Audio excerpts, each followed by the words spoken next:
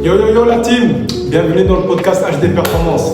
Ici on parle de discipline, mentalité et de vérité.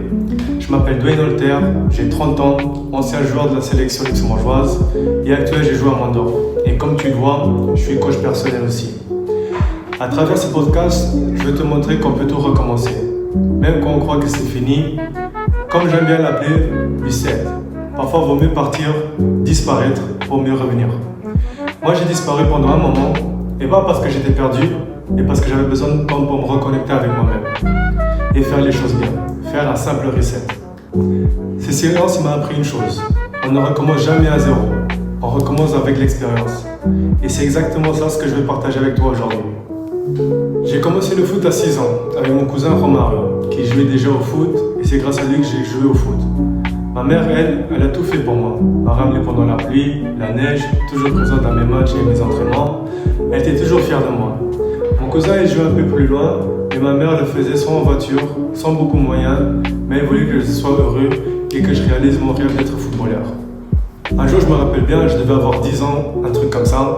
Elle m'a retiré du foot, car je n'ai pas obéi, on connaît les darons africaines. Pendant 6 mois, j'ai pas joué au foot, pour moi c'était compliqué.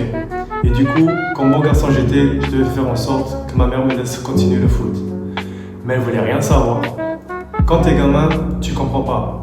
T'as l'impression qu'on t'arrache le truc le plus important de ta vie. Pendant 6 mois, j'ai vu mes potes jouer, s'entraîner, me dire qu'ils vont à l'entraînement.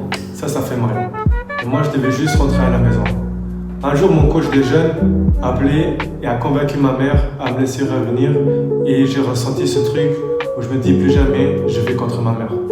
J'ai appris de ma leçon, j'avais faim du foot, j'étais motivé et je me disais, même si j'ai perdu 6 mois, je devais bosser plus.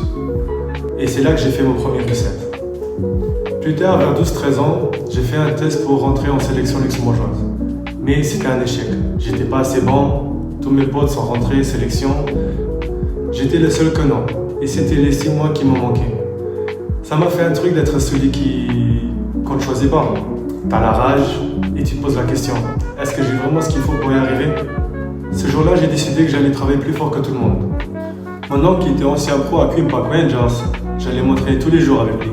Parce que je voulais vraiment y arriver, il m'a fait baver. Des incontrats à l'ancienne, des vissés au tibia, où j'ai encore aujourd'hui la marque. Des courses en pente et lui tranquille en vélo. Tu voyais de la souffrance dans mon visage, mais j'avais comme but aller plus loin que les autres. Je me suis mis en principe, quand j'allais à l'entraînement, toujours avec un objectif pour m'améliorer. Me lancer des défis, comme m'entraîner qu'avec le pied gauche, ou pas perdre de ballon pendant l'entraînement. Je voulais simplement progresser, j'étais focus. C'est là que j'ai compris que le talent c'est rien sans la discipline. Et que la discipline, c'est de faire ce qu'il faut, même quand t'as pas envie. Et bien enfin, j'ai réussi à aller en sélection, et ça a duré 6 mois, et j'ai signé à Greuther Fürth, en Allemagne, j'avais 16 ans. J'étais si fier, c'était un rêve qui est devenu une réalité. J'ai très vite compris que le rêve avait un prix. J'étais seul, loin de tout. Quand les autres rentraient le week-end, moi je restais seul à l'internat. J'ai passé des soirées entières seul dans ma chambre, à m'ennuyer, c'était terrible. Ma mère n'avait pas les moyens de venir me voir, elle avait 8 heures de route, c'était pas facile. Et je me demandais si ça valait vraiment le coup, et à ce moment-là que j'ai découvert une vérité. Personne ne viendra te sauver, ni un coach, ni la famille, ni la motivation. C'est toi contre toi. Dans ces silences-là, j'ai battu mon mental.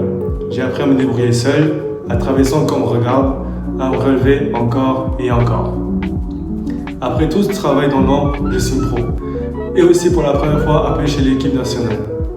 J'étais fier, il me disait c'est bon, j'ai réussi, ma mère très fière de moi. Mais j'avais un coach qui me disait écoute-toi, le contrat pro signé, c'est plus facile à faire.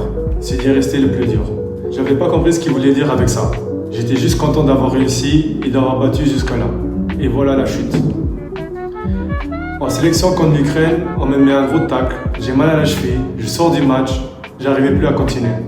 J'avais déjà fait 1 an avec les pros et tout, je voulais me faire prêter dans un club en Détroit en Allemagne pour avoir plus de temps de jeu et c'est ce que j'ai fait car en sélection, au début, on me dit que c'est rien de méchant, une blessure de 4 à 6 semaines et après c'est bon.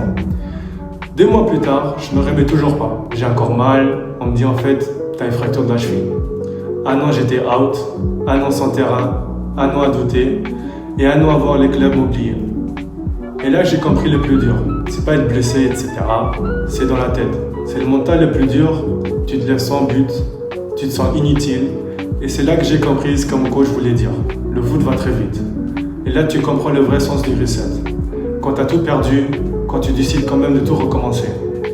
Pas pour prouver aux autres, pour prouver à moi-même. Bref. Après ma blessure, j'ai rebondi à Differdange. J'ai retrouvé mon niveau, que même j'ai re-signé à Virton, avec l'idée que ça allait remonter plus fort. Avec la chance que j'ai, ça s'est pas passé comme prévu. J'ai été mis à la cave, côté, avec d'autres excellents joueurs comme Loris Tinali, actuellement joueur à Mondorf, et aujourd'hui on partage le même club. À Mondorf, j'ai retrouvé une famille, de la motivation et surtout du plaisir au foot. Et c'est là que j'ai créé HD Performance. J'ai compris tout ce que j'avais vécu, c'était pas pour rien. Chaque échec, chaque blessure, chaque silence m'a préparé à ce moment. Le reset, c'est pas juste un programme, c'est une manière de vivre, c'est un choix de revenir meilleur. J'ai appris et je sais quoi faire et quoi pas faire. Juste partager mon savoir aux autres car j'ai vécu des hauts et des bas. Aujourd'hui, je ferai peut-être les choses différemment, mais je crois que rien n'arrive par hasard. Si tu écoutes ça aujourd'hui, c'est peut-être que toi aussi tu as besoin d'un reset. Peut-être que tu as perdu ta motivation, peut-être que tu as peur de recommencer, mais je veux que tu saches une chose. Tu peux recommencer, changer ta trajectoire ou simplement revenir plus fort. Et à partir d'aujourd'hui, tu décides de ne plus subir.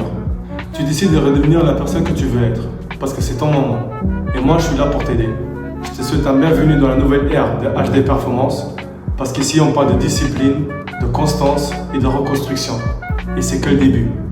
Merci d'avoir écouté mon premier épisode. Reset. Et n'oublie jamais, discipline beats motivation. See ya!